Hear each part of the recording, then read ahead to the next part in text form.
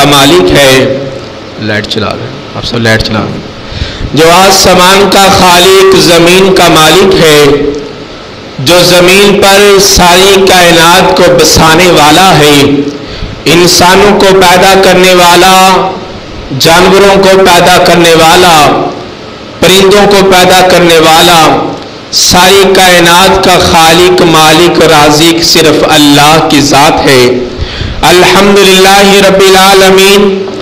درود و سلام سید الانبیاء, امام الانبیاء, ختم رسول جناب محمد رسول اللہ صلی اللہ علیہ وآلہ واصحابہ وذریاتہ وسلم کی پاکیزہ ذات پر. حضرات, آج 17 ذی الحجہ ہے تو رسول اللہ صلی اللہ علیہ وسلم کے پیارے صحابی, ان کے اہل خانہ میں شامل داماد نبی رسول اللہ صلی اللہ علیہ وسلم کے پیارے جناب عثمان رضی اللہ تعالی عنہ کا تذکرہ خیر کرنے کے لیے اپنے لیے یہ خوش نصیبی اور سعادت مندی سمجھ رہا ہوں کہ ایسے پیارے صحابی ہیں کہ جن کو اللہ تعالیٰ نے اور رسول اللہ صلی اللہ علیہ وسلم کی زبان نے بارہا بار ان کو جنت کی بشارت سنائی ہے. تو 18 ذی الحجہ کو وہ اس دنیا فانی سے رخصت ہو گئے, ان کو شہید کر دیا گیا, اور 35 ہجری تھی, جمعے کا دن تھا, اور حضرت عبداللہ بن زبیر رضی اللہ تعالی عنہ نے ان کا نماز جنازہ پڑھایا, اور رات کے کالے بادلوں میں ان کو سپرد خاک کیا گیا. حضرت عثمان رضی اللہ تعالی عنہ کی سیرت کے حوالے سے کہ جب بھی کسی کی سیرت کا عنوان بیان کیا جائے, اس کا تذکرہ خیر کیا جائے, اس کی ابتدا سے لے کر انتہا تک تذکرہ کیا جاتا ہے. حضرت عثمان بن عفان, عفان ان کے والد کا نام ہے. حضرت عثمان بن عفان بن ابی عاص, یہ عبد مناف کے ساتھ ان کا نسب نامہ ملتا ہے. رسول اللہ صلی اللہ علیہ وسلم کے ساتھ 5ویں پشت کے ساتھ ان کا یہ نسب نامہ ساتھ جڑ جاتا ہے, یعنی کہ رسول اللہ صلی اللہ علیہ وسلم کے یہ سلسلہ نسب کے اندر ان کا شمار ہوتا ہے. زمانہ جاہلیت کے اندر ان کی کنیت ابو عمر تھی, ابو عمر کے ساتھ ان کو پکارا جاتا تھا, اصل نام عثمان تھا. زمانہ جاہلیت کے اندر ابو عمر کہہ کر پکارا جاتا تھا. جب اسلام قبول کیا تو ان کی کنیت ابو عبداللہ ہوئی. فرمایا رسول اللہ صلی اللہ علیہ وسلم نے کہ دنیا کائنات کے اندر مسلمانوں پھیل جاؤ, لوگوں کو اسلام کی دعوت دو.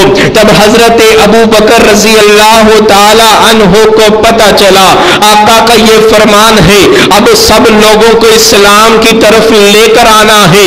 تو سب سے بڑے جو سردار ہیں ان کے پاس جاتے جاتے حضرت عثمان کے پاس گئے. حضرت عثمان, آپ سردار بھی ہو, آپ بڑی عقل والے بھی ہو, آپ سمجھ بوجھ والے بھی ہو, آپ یہ زمانے والوں کو بھی دیکھتے ہو, یہ بتوں کی عبادت کرتے ہیں, یہ سارے کے سارے بت پتھروں سے بنے ہوئے ہیں, ان کی آنکھیں کوئی نہیں, ان کے کان کوئی نہیں, ان کی زبان کوئی نہیں, ان کے ہاتھ کوئی نہیں, ان کے پاؤں کوئی نہیں. مطلب یہ کہ آنکھوں سے دیکھتے کوئی نہیں, زبان سے بولتے کوئی نہیں, کانوں سے سنتے کوئی نہیں, ہاتھوں سے پکڑتے کوئی نہیں, پاؤں سے چلتے کوئی نہیں, لیکن عثمان تیری قوم ان کی عبادت کر رہی ہے, ان کے سامنے نظر و نیاز جھکا رہی ہے, ان کے سامنے اپنے سارے معاملات کو رکھ رہی ہے, ان کے سامنے اپنے جبین نیاز کو جھکا رہی ہے, ان کے سامنے سجدہ ریز ہو رہے ہیں, ان کے سامنے طواف کر رہے ہیں, ان سے دعا التجا کر رہے ہیں. اے عثمان تیری قوم کیسے لگ گئی, تو سمجھانے والا کوئی نہیں. فرمایا کہ میں ایسے پیغمبر کی دعوت لے کر آیا ہوں جس کا میں بھی ابو بکر, جس کا میں بھی موتی بن چکا ہوں, جس کا میں نے بھی کلمہ پڑھ لیا ہے, وہ حضرت محمد بن عبداللہ ہے. ان کا کا میں کلمہ پڑھ کے مسلمان ہو چکا ہوں، وہ بتوں کی طرف نہیں بلاتے، وہ لات منات عزا کی طرف نہیں بلاتے، بلکہ وہ اللہ کی دعوت دینے والے ہیں۔ اے عثمان اس کو مان لے، اسلام کے دائرے کے اندر آ جا، مسلمان ہو جا۔ حضرت عثمان رضی اللہ تعالی عنہ کو دعوت دینے والے حضرت ابو بکر ہیں۔ فرمایا کہ ابو بکر اس بات سے میں ایگری ہوتا ہوں، اس بات کو میں تسلیم کرتا ہوں، واللہ انہا لکذالک، بے شک اللہ کی قسم اٹھاتے ہیں حضرت عثمان یہ سارے کے سارے لوگ ایسے کر رہے ہیں، سارے کے سارے لوگ بتوں کی عبادت کر رہے ہیں، لیکن اب ان کو سمجھائے گا کون؟ فرمایا کہ دائرہ اسلام کے اندر آ جاؤ، اللہ کے رسول کی بات کو تسلیم کر لو، آپ بھی امن کے اندر آ جاؤ گے اور آپ کی قوم بھی امن کے اندر آ جائے گی۔ فرمایا رسول اللہ صلی اللہ علیہ وسلم حضرت علی کے ساتھ گزر رہے ہیں، گزرتے گزرتے حضرت عثمان کے گھر سے پاس گزرے، حضرت ابو بکر دیکھتے ہیں، یا رسول اللہ صلی اللہ علیہ وسلم میں آپ سے بات کرنا چاہتا ہوں۔ حضرت ابو بکر کو کہتے ہیں یا رسول اللہ، ہاں ابو بکر بتائیں کیا بات ہے؟ فرمایا کہ آقا میں حضرت عثمان کو دعوت دی ہے، اسلام کی طرف آنے کا پیغام دیا ہے، حضرت عثمان اس بات کو تسلیم کرتے ہیں، ذرا آپ بھی کہہ دیں حضرت عثمان دار اسلام کے اندر آ جائے۔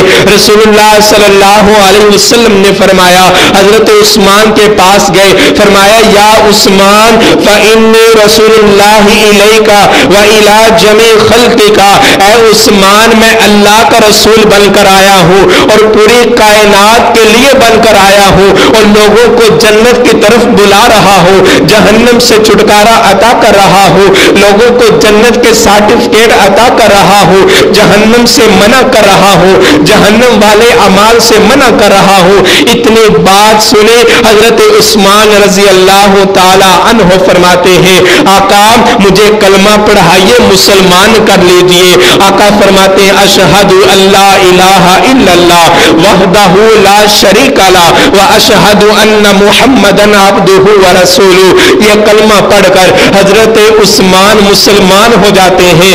حضرت عثمان جب مسلمان ہوئے تو رسول اللہ صلی اللہ علیہ وسلم فرماتے ہیں کہ مسلمانوں اب ہمارے درمیان حضرت عثمان آ چکے ہیں۔ مسلمان جو تھے وہ بڑے خوش ہو گئے کہ حضرت عثمان دائرہ اسلام کے اندر آ گئے ہیں، کیونکہ یہ سردار تھے، سرداری کی وجہ سے اسلام مضبوط ہوا۔ فرمایا رسول اللہ صلی اللہ علیہ وسلم نے یہ ابو لہب بڑا تنگ کرتا تھا، آقا کے پیغام کو اس نے جھٹلا دیا۔ فرمایا کہ میں ایک اللہ کی طرف دعوت دیتا ہوں۔ فرمایا کہ تبت یدا رب العالمین کا قرآن نازل ہو گیا، تبت یدا ابی لہب و تب ما اغنا عنہ مالہ وما کسب سیصلی نارا ذات لہب وامرأتہ حمالۃ الحطب فی جیدہا حبل من مسد۔ رب العالمین فرماتے ہیں کہ کائنات کے اندر یہ ابو لہب ہے، اس کے دونوں ہاتھ شل ہو جائیں یہ جہنم کے اندر جائے گا، اس کی بیوی بھی جہنم کے اندر جائے گی، لیکن آقا کی لخت جگر حضرت رقیہ رضی اللہ تعالی عنہا کا نکاح حضرت عتبہ بن ابی لہب سے ہو چکا تھا۔ اسی طرح ام کلثوم نبی کریم صلی اللہ علیہ وسلم کی دوسری بیٹی حضرت ام کلثوم رضی اللہ تعالی عنہ کا نکاح بھی حضرت ابو لہب یہ عتبہ بن ابو لہب کے ساتھ ہو چکا تھا۔ فرمایا رسول اللہ صلی اللہ علیہ وسلم نے جب یہ قرآن کی آیات کو پیش کیا، اس کی جو بیوی ہے اس کا نام ام جمیل بن حرب ہے، وہ کہتی ہے کہ میرے بیٹوں اے عتبہ عتیبہ ان حضرت رسول اللہ کی بیٹیوں کو طلاق دے دو، ابھی رخصتی نہیں ہوئی تھی بس نکاح ہوا تھا۔ فرمایا کہ طلاق دے دو، ان کو آپ نے قبول نہیں کرنا، اپنے گھر کے اندر نہیں لے کر آنا۔ جب اس بات کی خبر حضرت عثمان کو پہنچی کہ حضرت رسول اللہ صلی اللہ علیہ وسلم کی پیاری بیٹیاں سیدنا رقیہ ام کلثوم رضی اللہ تعالی عنہا کا جو نکاح ہے وہ عتیبہ اور عتبہ سے ختم ہو چکا ہے، تو اپنے دل کے اندر مسرت اور خوشی محسوس کی اور جلدی سے پیغام شادی کا بھیج دیا، آقا میں حضرت رقیہ سے شادی کرنا چاہتا ہوں، آپ اس کو قبول فرمائے۔ رسول اللہ صلی اللہ علیہ وسلم نے قبول فرما لیا۔ سیدنا ام المؤمنین سیدنا خدیجہ الکبریٰ رضی اللہ تعالی عنہا نے سیدنا رقیہ کی رخصتی حضرت عثمان کے ساتھ کر دی اور فرمایا زمانے کے لوگوں نے پھر یہ اشعار پڑھے کہ کائنات کے اندر احسن زوجین رآہم الانسان رقیہ و زوجہا عثمان، کائنات کے لوگوں اگر جس نے خوبصورت جوڑا دیکھنا ہے، اس انسانوں میں سے دیکھنا ہے، وہ سیدنا رقیہ کو دیکھ لے، انہیں حضرت عثمان کو دیکھ لے۔ فرمایا رسول اللہ صلی اللہ علیہ وسلم خود کتنے حسین جمال کے تھے، حضرت رقیہ بڑی خوبصورت تھی، حضرت عثمان بھی قریش قبیلے کے اندر بڑے خوبصورت تھے، لوگ اش اش کر اٹھے، اتنا خوبصورت جوڑا ہم نے کائنات کے اندر نہ دیکھا۔ رسول اللہ صلی اللہ علیہ وسلم ایک دن اپنے بیٹے سیدنا رقیہ رضی اللہ تعالی عنہا کے گھر میں جاتے ہیں، حضرت رقیہ حضرت عثمان کا سر دبا رہی ہے، دوسری روایت کے اندر آتا ہے ان کا سر دلا رہی ہے، یعنی کہ یہ بیوی کی ذمہ داری ہے، اگر خاوند کو کوئی تکلیف پہنچی ہے تو بیوی اس کا حال احوال پوچھے، اس کے دستے بازو بنے، اس کو دبائے۔ فرمایا کہ اگر بیماری زیادہ پہنچی ہے تو اس کو نہلانا بھی یہ بیوی کی ذمہ داری ہے۔ حضرت عثمان کو حضرت رقیہ رضی اللہ تعالی عنہا سر کو دبا رہی ہے، آقا دروازے کے اندر داخل ہوئے، فرمایا کہ میری پیاری بیٹی حضرت ابو عبداللہ کا خیال کرنا، یعنی کہ حضرت عثمان کا خیال کرنا، ان کے ساتھ حسن سلوک کے ساتھ پیش آنا۔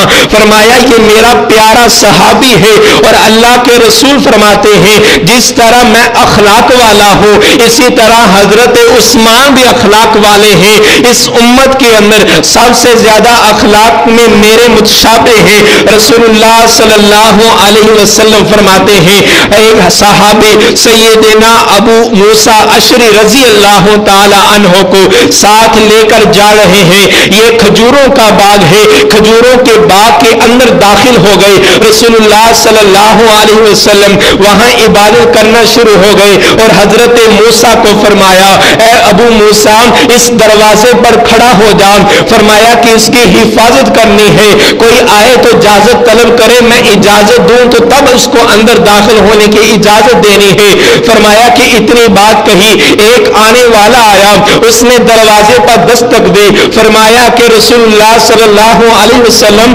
دروازے پر کوئی آیا ہے، فرمایا آقا فرماتے ہیں اذن لہ وبشرہ بالجنہ، اس انسان کو آنے کی اجازت دے دو اور جنت کی بشارت سنا دو۔ حضرت موسیٰ اشعری فرماتے ہیں کہ جب میں نے دروازہ کھولا تو مجھے حضرت ابو بکر نظر آئے، جب حضرت ابو بکر نظر آئے میں نے کہا کہ آپ کو اللہ کے رسول نے جنت کی بشارت سنا دی ہے، جب میں نے دروازہ بند کر دیا پھر ایک بندہ آیا، اس نے دروازے پر دستک دی، میں نے دروازہ کھولنے کی اجازت رسول اللہ سے طلب کی، یا رسول اللہ ایک انسان آیا ہے دروازے پر اجازت طلب کر رہا ہے، آقا فرماتے ہیں اذن لہ وبشرہ بالجنہ، اس کو بھی اجازت دے دو اور دروازہ کھول دو اس کے لیے اور اس کو بھی جنت کی بشارت سنا دو۔ حضرت موسیٰ اشعری فرماتے ہیں جب میں نے دروازہ کھولا ان کا نام حضرت عمر فاروق تھا، حضرت عمر فاروق آئے تھے، فرمایا کہ آقا نے آپ کو جنت کی بشارت سنائی ہے۔ اتنی دیر میں ایک انسان پھر آیا، اس نے دروازے پر دستک دی، میں نے پھر آقا سے کہا آقا اب پھر ایک بندہ آ گیا ہے، آپ سے اجازت طلب کر رہا ہوں، کیا اس کو اندر آنے کی اجازت ہے؟ رسول اللہ صلی اللہ علیہ وسلم تھوڑی دیر خاموش ہو گئے، پھر کہتے ہیں اذن لہ وبشرہ بالجنہ الا بلوی ستقی صباہو، فرمایا کہ اس انسان کو بھی اجازت دے دو اور اس کو بھی جنت کی بشارت سنا دو، اس کو تکلیفیں آئیں گی یہ صبر کرے گا، اس وجہ طرح سے اس کو جنت کی بشارت سنا دو. کہا کہ جب میں نے دروازہ کھولا, ان کا نام حضرت عثمان غنی تھا رضی اللہ تعالی عنہ. فرمایا آقا نے آپ کو جنت کی بشارت سنائی ہے اور فرمایا کہ آپ کو کچھ تکلیفیں آئیں گے, آپ اس کو برداشت کرو گے. رسول اللہ صلی اللہ علیہ وسلم فرماتے ہیں میری امت کے اندر سب سے زیادہ رحم کرنے والے میری امت پر حضرت ابو بکر صدیق ہیں. اور فرمایا رسول اللہ صلی اللہ علیہ وسلم نے کہ اللہ کے حکموں کی تکمیل کروانے میں سب سے زیادہ سخت جو شخصیت ہے ان کا نام حضرت عمر فاروق ہے. رسول اللہ صلی اللہ علیہ وسلم فرماتے ہیں جو سب سے زیادہ حیادار ہے وہ سیدنا عثمان رضی اللہ تعالی عنہ ہے. اور اسی طرح حلال و حرام کے علم کے بارے میں سب سے زیادہ جو عالم ہے وہ حضرت معاذ بن جبل ہے. اور فرمایا سب سے زیادہ قرات جو قرآن پاک کا علم ہے اس کو حاصل کرنے والے اس کے عالم وہ حضرت ابی بن کعب ہے. فرمایا رسول اللہ صلی اللہ علیہ وسلم نے میری امت کا امین حضرت ابو عبیدہ بن جراح ہے. رسول اللہ صلی اللہ علیہ وسلم کے یہ پیارے صحابے ان کے بارے میں آقا فرماتے ہیں یہ سب سے زیادہ حیا کرنے والے ہیں. اور کتنی حیا کرتے ہیں حضرت عثمان اپنے بارے میں خود فرماتے ہیں جب میں نے رسول اللہ صلی اللہ علیہ وسلم سے بیعت کر لی, اسلام قبول کر لیا, اپنا دایاں ہاتھ آقا کے ہاتھ کے اندر رکھ دیا, اسلام قبول کر لیا, کلمہ پڑھ کے ادارہ اسلام کے اندر آ گیا, پھر اس دائیں ہاتھ سے میں نے کبھی شرمگاہ کو نہ چھوا. فرمایا کہ میں اتنی حیا کرتا تھا. اور فرمایا حضرت عثمان غنی اپنے بارے میں کہتے ہیں کہ زمانہ جاہلیت کے اندر اور زمانہ اسلام کے اندر میں نے کبھی شراب کو نہیں پیا ہے اور نہ ہی زمانہ جاہلیت کے اندر میں نے کبھی زنا کیا ہے. حضرت عثمان غنی اتنے حیادار تھے. فرمایا رسول اللہ صلی اللہ علیہ وسلم نے حضرت عبداللہ بن عمر بیان کرتے ہیں آقا اسی طرح مجلس کے اندر ہیں, آقا بیان کر رہے ہیں, فتنوں کے دور کا تذکرہ کر رہے ہیں, فتنوں کے دور کے بارے میں بتا رہے ہیں. چلتے چلتے ایک بندہ مسجد نبوی سے گزرا. آقا فرماتے ہیں یہ بندہ ہوگا جو اس فتنوں کے دور کے اندر صبر کرے گا, یہ حق پر ہوگا, مظلوم ہونے کی وجہ سے اس کو شہید کر دیا جائے گا. حضرت عبداللہ بن عمر کہتے میں مجلس سے اٹھا, میں بھاگ کر اس بندے کے پاس گیا. فرمایا کہ نقاب کیا ہوا تھا. جب میں نے کہا کہ اے بندے تو کون ہے, اپنے ذرا نقاب کو تو ہٹا. رسول اللہ صلی اللہ علیہ وسلم نے تیرے بارے میں بشارت دی ہے کہ تو حق پر ہوگا, مظلوم ہونے کی وجہ سے تجھے اسی طرح فتنوں کی بچنے کی وجہ سے تجھے شہید کر دیا جائے گا. فرمایا جب نقاب کو ہٹایا اس کا نام سیدنا عثمان تھا. میں نے حضرت عثمان کو دیکھا, یعنی کہ رسول اللہ صلی اللہ علیہ وسلم نے شہادت کی پیش گوئی فرما دی تھی.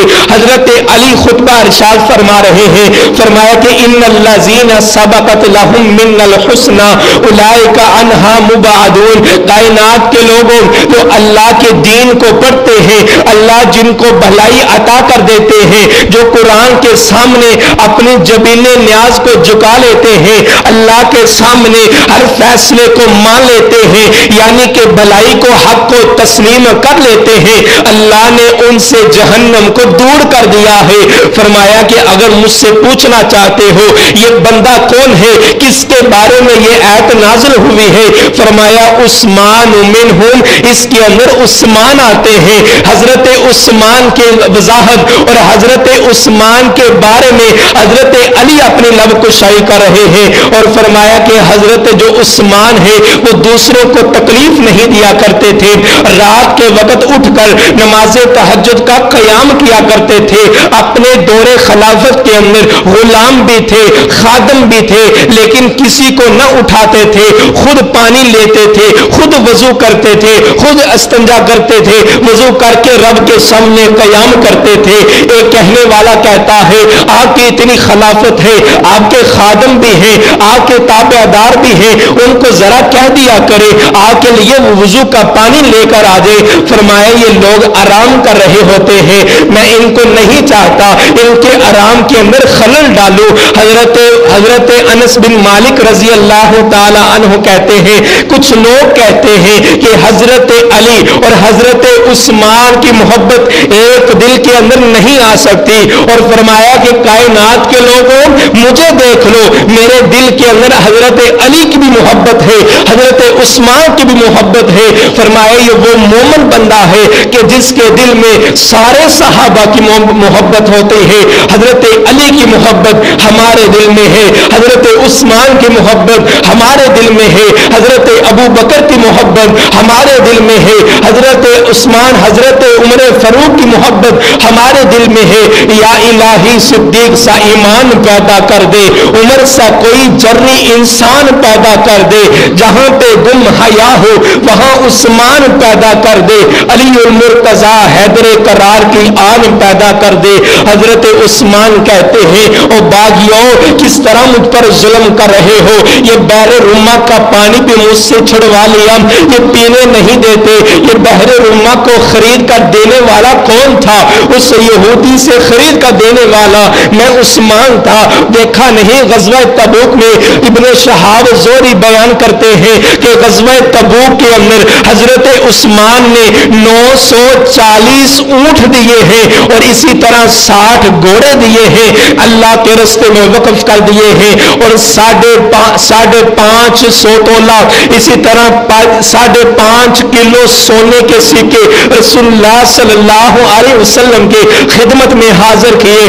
آقا نے جھولی کے اندر رکھے اور اپنے دائیں ہاتھ سے اوپر کرتے، پھر بائیں ہاتھ پر جاتے، پھر بائیں ہاتھ سے اوپر کرتے۔ حضرت عثمان رضی اللہ تعالی عنہ کے بارے میں آقا فرماتے ہیں اس موقع پر ما ذرہ عثمان ما ذرہ عثمان ما عمل بعد اليوم، اے عثمان پریشان ہونے کی اب ضرورت کوئی نہیں، اب دنیا کے اندر کوئی عمل نہ بھی کرے تب بھی جنتی ہے۔ فرمایا حضرت عثمان کے بارے میں ان کے اپنے غلام بیان کرتے ہیں کہ کہتے جب حضرت عثمان کے سامنے قبر کا تذکرہ آتا، قرآن کی آیات پڑھتے، قبر کا تذکرہ آتا، اتنا زیادہ روتے، ان کی داڑھی مبارک تر ہو جایا کرتی تھی۔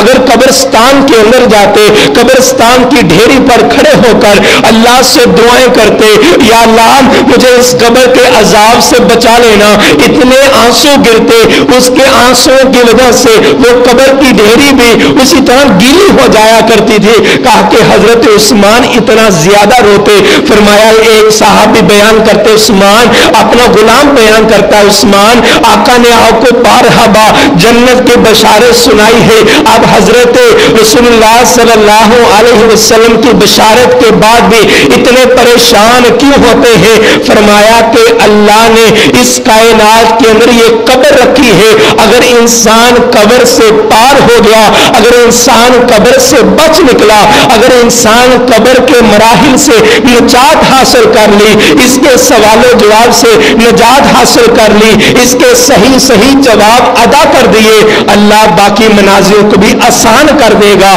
یہ پہلی منزل ہے، یہ پہلی گاٹی ہے، اس لیے میں اللہ سے دعا کرتا ہوں۔ اور حضرت عثمان نے اپنے آخری خطاب کے اندر فرمایا، اپنے گھر کی چھت پر کھڑے ہو گئے اور فرمایا کہ لوگوں اللہ کی قسم کھا کر کے میں کہتا ہوں مجھے اس بات کا جواب دو، کیا رسول اللہ صلی اللہ علیہ وسلم نے 3 لوگوں کو ناحق اسی طرح قتل کرنے سے منع نہیں کیا؟ فرمایا کہ ان کے علاوہ کسی کو آپ نے قتل نہیں کرنا۔ ایک وہ بندہ ہے جو شادی شدہ ہونے کے باوجود زنا کرتا ہے، اسلام نے کہا ہے اس کو قتل کر دیا جائے، اس کو رجم کر دیا جائے۔ اور فرمایا دوسرا وہ بندہ ہے جو اسلام قبول کرنے کے بعد اسلام کو چھوڑ دے، مرتد ہو جائے، آقا فرماتے ہیں اس کو قتل کر دیا جائے۔ اور تیسرا وہ بندہ ہے جو انسان کسی کو اللہ نے حد اس پر واجب کر دی ہے، یعنی کہ کسی کا قتل کیا ہے، اس کے بدلے میں قصاصاً اس کو قتل کیا جائے گا۔ فرمایا یہ 3 بندے ہیں، ان تینوں کے اندر میرا شمار کس میں ہوتا ہے؟ میں نے کبھی زنا نہیں کیا۔ اب اسلام کی بات کرتے ہو، زمانے جاہلیت کے اندر بھی میں نے زنا نہیں کیا، میں نے اسلام قبول کیا، اور دور خلافت کے اندر بھی اسلام پکارنے والا ہوں، قرآن کو لکھوانے والا ہوں، اپنی زبان سے ابھی بھی کلمہ جاری کرنے والا ہوں، اور فرمایا کہ میں نے کسی کو ناحق قتل بھی نہیں کیا۔ اے باغیوں، پھر مجھے کیوں قتل کرنا چاہتے ہو؟ حضرت عثمان غنی رضی اللہ تعالی عنہ نے 12 سال خلافت کی اور 22 لاکھ مربع میل پر اسلام پھیلا ہے، اور اسی طرح 18 ذی الحجہ کو اس دنیا فانی سے رخصت ہو گئے۔ 35 ذی الحجہ تھی، 35 ہجری تھی، اور جمعے کا دن تھا۔ حضرت عبداللہ بن زبیر نے ان کا نماز جنازہ پڑھایا، اور رات کے وقت ان کو سپرد خاک کیا گیا۔ انا للہ و انا الیہ راجعون وما علینا الا البلاغ المبین۔